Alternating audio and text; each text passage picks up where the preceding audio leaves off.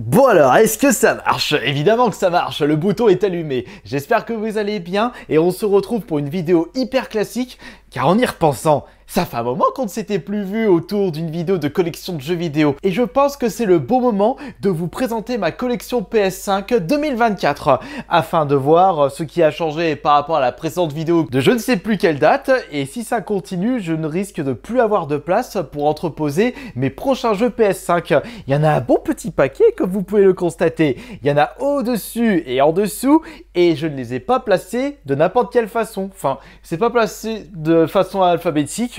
Puis j'ai la flemme de ranger correctement toute ma collection. Ça changera pas et ça jusqu'à la fin de mes jours. Alors en attendant que j'installe tout ça sur une table afin de vous présenter tout en détail parce que j'ai plein de choses à vous dire sur chacun des jeux que j'ai achetés, pourquoi je les ai achetés, est-ce que je les ai bien appréciés, est-ce que je les ai au moins installés sur ma console, est-ce qu'ils font partie des must-have de la console ou est-ce qu'il ne faut surtout pas les récupérer tellement c'est de la daube. Je vais répondre à toutes ces questions avec cette nouvelle vidéo de collection. Et je possède une info qui devrait vous plaire. Si vous désirez rejoindre mon groupe Telegram, on discute très souvent et on parle de tout et n'importe quoi et surtout je suis extrêmement présent. Il suffit juste que vous allez sur le lien dans la description de cette vidéo ou en commentaire épinglé, que vous inscrivez votre email et vous aurez accès à l'intégralité de tous mes réseaux sociaux et surtout de ce groupe Telegram qui pour l'instant reste secret. Nous sommes qu'une centaine de membres. Je peux vous garantir que ça vaut le détour et l'accès est totalement gratuit. Et je pense très certainement que c'est dans cet endroit-là que je vous partagerai les infos exclusives par rapport à mes réseaux sociaux.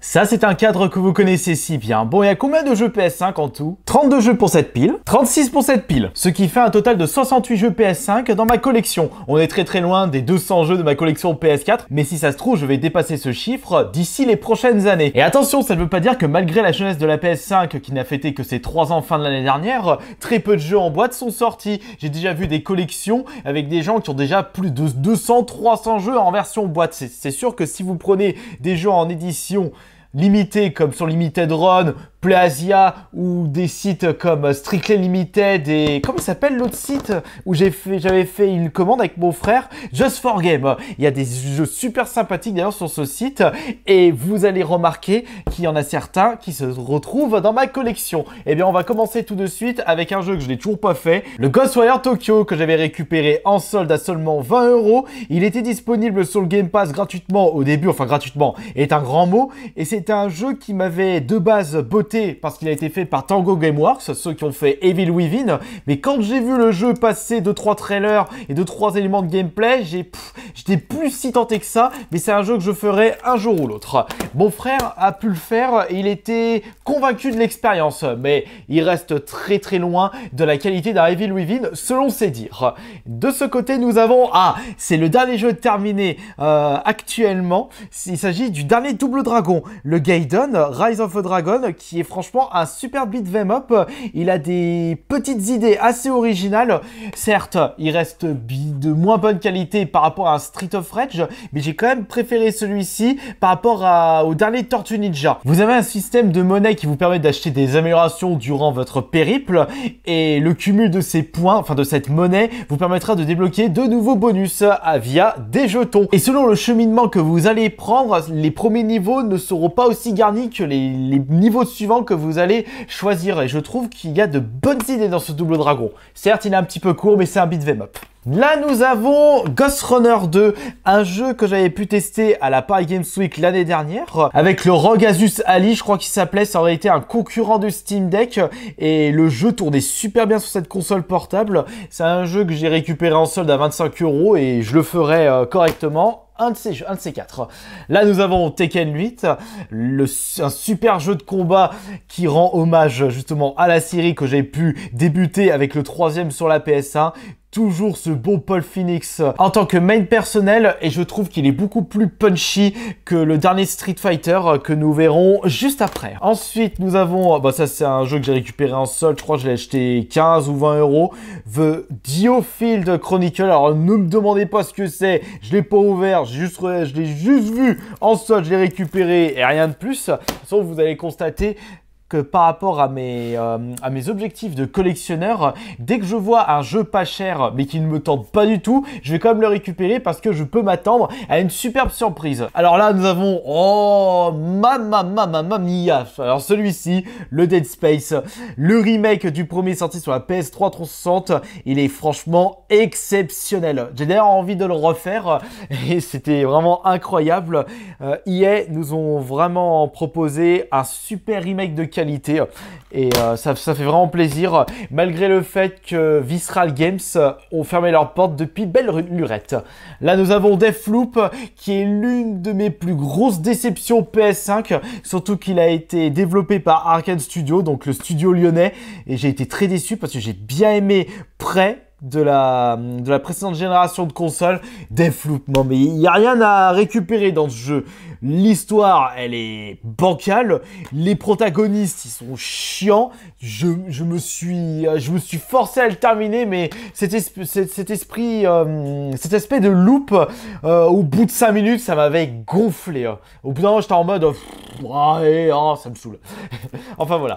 Donc là, nous avons un autre jeu que je ne connais point. Donc c'est une compilation de Fallen Legion.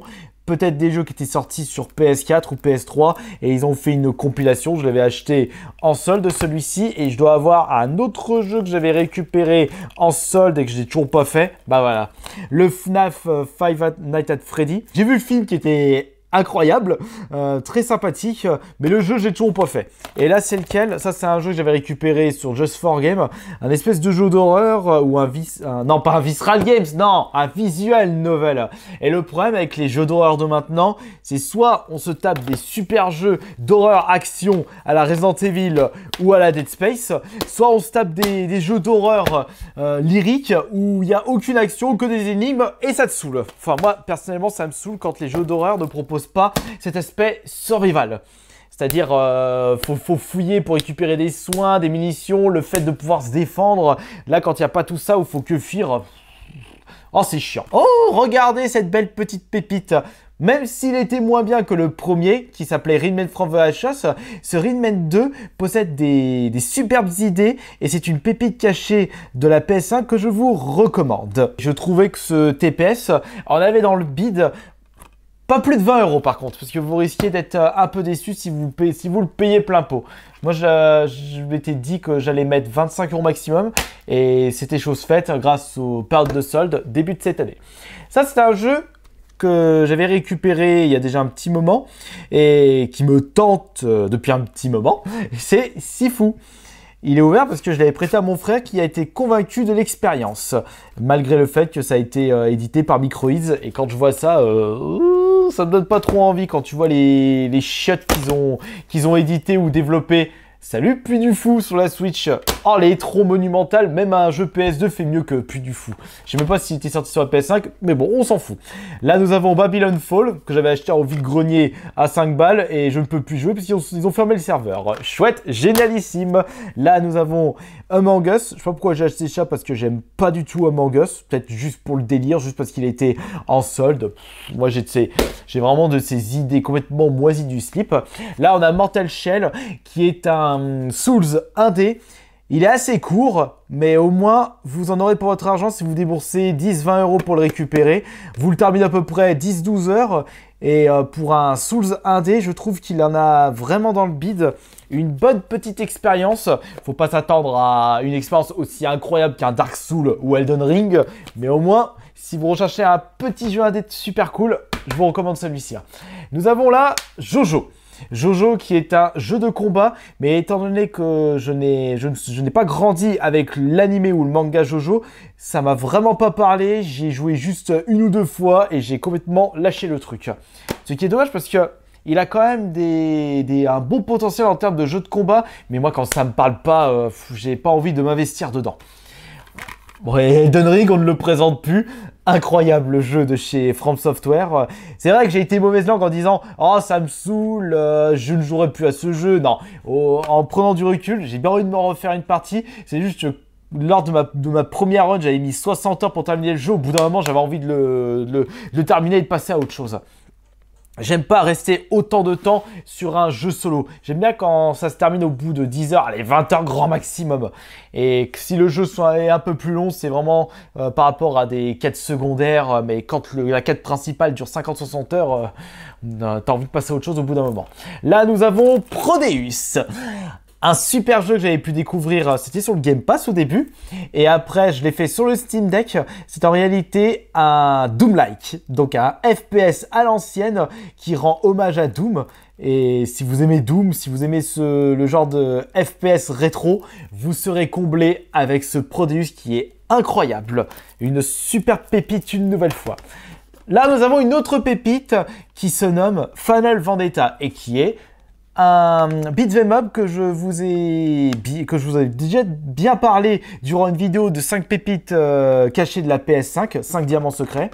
Et j'ai pas besoin de vous en dire plus. Il est incroyable, certes il est un petit peu court.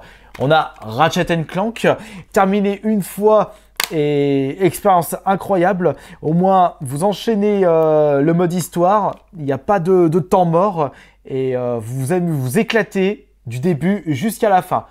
Donc vous mettez à peu près 6-7 heures pour le terminer et moi j'ai vraiment aimé l'expérience. Mais si je devais le refaire, non, il y a d'autres jeux que j'aimerais refaire comme Elden Ring. Un autre jeu que je vous ai présenté sur la vidéo Les 5 diamants cachés de la PS5, il s'agit de Tchernobylite. Vous avez un mélange de jeu de survie à la Fallout 4 quand vous gérez votre village. Et vous avez également, c'est un FPS qui a une bonne histoire par rapport à une époque post-apo suite à la catastrophe de Tchernobyl, évidemment, donc la centrale nucléaire qui a pété. Un autre jeu que je vous avais recommandé fortement, qui était mon jeu indé préféré de l'année dernière, 2023, Blasphemous 2, qui est un Metroidvania avec une ambiance assez malsaine, secte, religion, inquisition, bande-son incroyable. Ce jeu est une énorme pépite. Et ça, c'est mon jeu préféré AAA de l'année dernière. Évidemment, j'avais pu découvrir Resident Evil 4 à l'époque sur la GameCube, que j'avais terminé je ne sais pas combien de fois avec les consoles suivantes. Je l'ai refait sur la 3.6, non pas sur la 3.6 PS3, je l'ai refait sur la PS4, sur la 3, sur la Xbox One. C'est un jeu que j'ai fait je ne sais pas combien de fois. Si, je crois que je l'ai refait sur la PS3 en dématériel ou Xbox 3.6, mais c'est un jeu que je ne sais pas combien de fois je l'ai terminé et j'ai été complètement conquis par le remake. Et de toute façon, comme je vous l'ai si bien dit, Capcom resteront les maîtres des remakes. Depuis le Resident Evil Rebirth de la GameCube, qui était le Resident Evil 1 de la PS1, on peut leur faire confiance et ils nous ont fait quelque chose d'incroyable avec Resident Evil 4, un excellent jeu de malade mental. Ça aussi c'est un super jeu. Excusez-moi. Metro Exodus. Alors qu'est-ce que c'est que ce jeu? C'est en réalité un autre post-apo où il y avait une guerre nucléaire. Et le jeu est extrêmement triste. C'est un FPS qui vous prend par les tripes. On a un peu une espèce d'ambiance à la Mad Max. Mais j'ai vraiment aimé l'ambiance et l'histoire. Par contre, accrochez-vous. Resident Evil Village, on n'en parle plus. Très très bon Resident Evil que j'ai pu refaire récemment, mais je me suis mis en TPS. Parce que de base, Resident Evil Village, c'est comme vous contrôlez Ethan, comme dans Resident Evil le 7.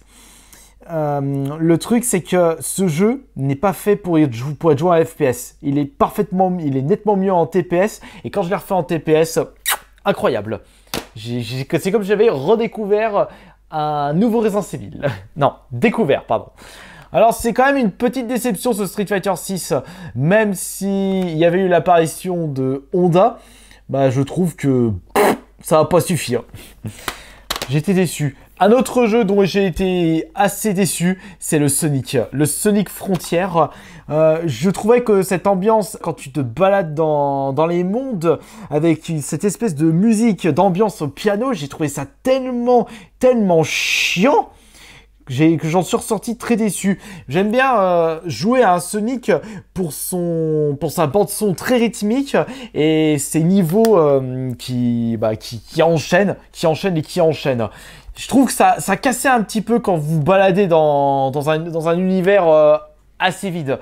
Après, je suis un petit peu mauvais parce que je dis que Sonic Frontier est assez vide, mais j'arrive pas à savoir qu'est-ce qu'on pourrait rajouter pour qu'il soit moins vide. Selon moi, je trouve que Sonic n'est pas fait pour des jeux en monde ouvert. Ils ont tenté le truc, moi ça m'a pas convaincu. J'ai quand même terminé, mais j'y retournerai pas dessus. Bon là, on va enchaîner plusieurs jeux que j'ai achetés et que je n'ai toujours pas fait. Donc ça va se passer avec l'autre caméra. Donc là, nous avons Moonscares, qui est un Metroidvania que j'ai hâte de tester, qui fait rappeler un peu les Castlevania de la PS1. Là, nous avons Steel Rising, qui est un Souls Révolution française, d'après mon frère. Hâte de le tester. Ça fait un moment que j'ai acheté ce jeu de golf. J'adore les jeux de golf, mais j'ai toujours pas démarré sur ma PS5. Ça, je sais même pas ce que c'est. Infliction. No More Heroes 3, j'en ai fait aucun de No More Heroes. Et je me demande pourquoi j'ai acheté... je dirais le découvrir un jour, puisque ça m'a toujours tenté les No More Heroes. Là, on a Madison, un autre jeu d'horreur, je ne sais pas si je vais le jouer un jour. Cthulhu, que j'avais acheté sur Limited Run, je ne sais pas ce que c'est. 13, le remake, remaster, j'en sais rien, je ne sais même pas si c'est l'un ou l'autre. C'est un FPS que j'avais fait à un moment sur la GameCube, mais je n'avais pas terminé. Crisis Core, Final Fantasy, bon, je n'ai pas besoin de vous en dire plus. Là, nous avons Star Ocean, des jeux que j'avais récupérés en solde. Donut Open qui doit être un jeu d'horreur. Là on a, je sais pas ce que c'est ça, j'en sais rien. Là on a un pack Fortnite.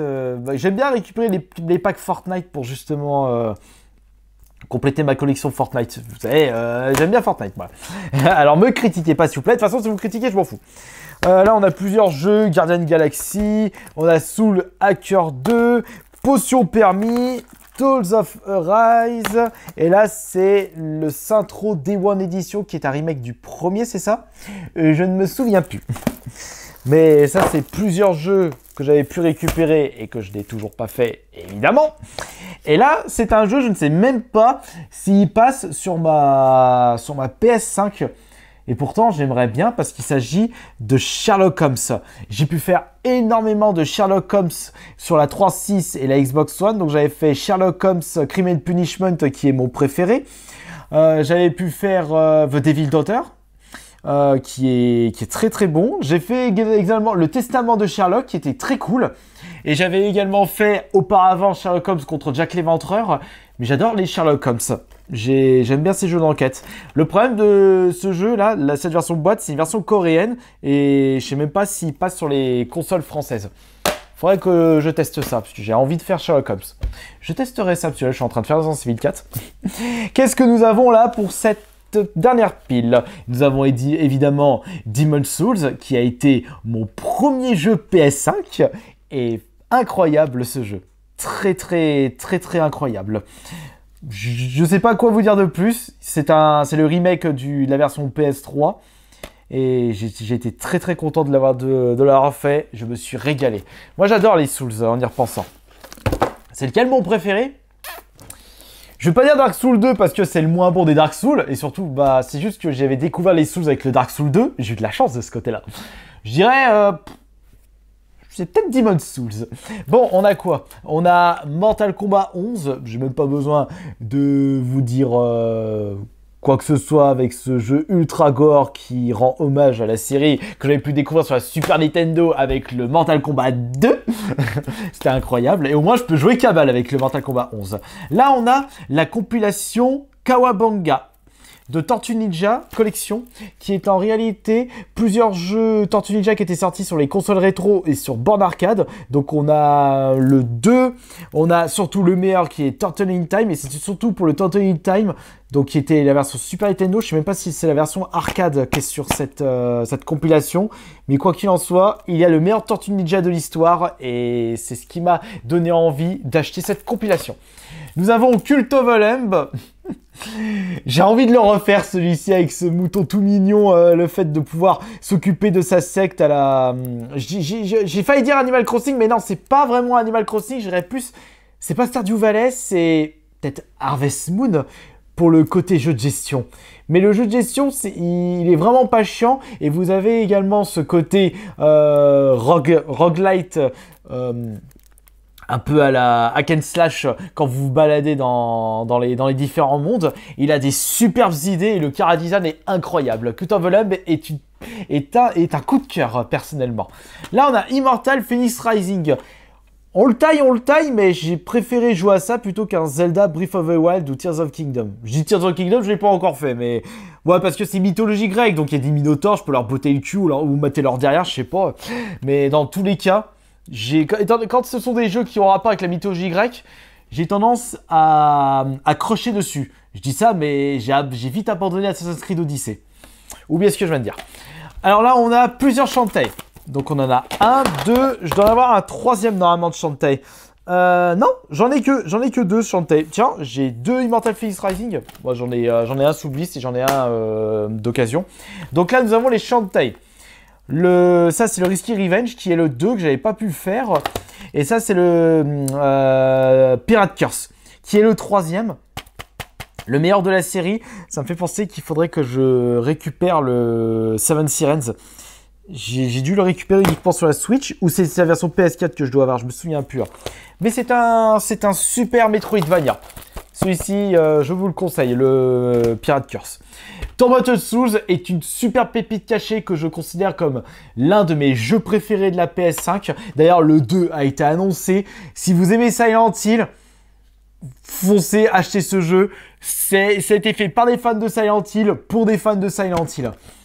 C'est vraiment un super survival horror, comme j'aimerais plus voir à partir de maintenant. Le 2 va être incroyable. Il y a des énigmes, ça vous arrache la tête et ça j'adore. Et aussi le fait des actions, de fouiller les différentes salles, trouver les clés et trouver des munitions pour se défendre et des objets de soins, tout ça j'aime bien. Parce que ça fait rappeler l'époque de Resident Evil Silent Hill sur la PS1. Donc là, et Dino Crisis. Là nous avons Thymesia qui est un... Ouais, je dirais qu'il s'agit d'un Souls, très court par contre, mais sympathique. Là, on a... Ah, attends, je croyais que je l'avais pas sur la PS5. Non, je l'avais déjà récupéré. J'ai failli récupérer à Carrefour quand je l'ai vu en bradé à 20 €. C'est le dernier Tortue Ninja et c'est le Shredder Revenge, qui est un beat 'em up à l'ancienne, fait par les développeurs, les créateurs de Street of Rage 4, Dotemu. Ils ont fait un super travail, mais j'ai été moins charmé par celui-ci par rapport à Street of Rage 4. Là, on a Alan Wake, que j'avais pu refaire. Donc, Alan Wake Remaster, qui était un jeu sorti sur la 3.6 à l'époque. Très bon. Franchement, vous avez une bonne ambiance survival horror dans les forêts et c'était vraiment incroyable, cette expérience. Ça m'a fait vraiment plaisir de pouvoir le refaire. On a une grosse bouse ici. Alors, qu'est-ce que c'est que cette merde? On a Godfall, je l'ai terminé une fois. Ce qui m'a motivé à le terminer, c'est juste pour voir le fion de la protagoniste que j'avais sélectionné. Il me suffit juste d'un bout de fesse pour que je sois motivé à terminer un jeu. C'est incroyable. Je suis vraiment un mec, un gros beauf. Là, on a Overcooked, qui est je dirais, un jeu multi que vous pouvez jouer en solo où vous devez préparer des commandes de bouffe comme si vous travailliez en fast-food. On a Rustler, qui est un espèce de GTA-like à l'ancienne mode Moyen-Âge. J'avais pu tester vite fait pendant 1 heure lors d'une OP Twitch. Il était sympathique. Alors là, qu'est-ce que nous avons pour terminer? Là, on va terminer avec Tactic Ogre, qui est un Final Fantasy Tactique, donc un RPG, un tactical RPG. Je sais pas, mais je ne peux plus, moi, parce que c'est beaucoup trop loin à la détente. On a Hades, qui est un super roguelite. Bon, parce que c'est encore une ambiance enfer, et moi j'adore tout ce qui touche les enfers, Divine Comedy. On a Death's Door, que j'avais testé, mais que j'ai pas aimé.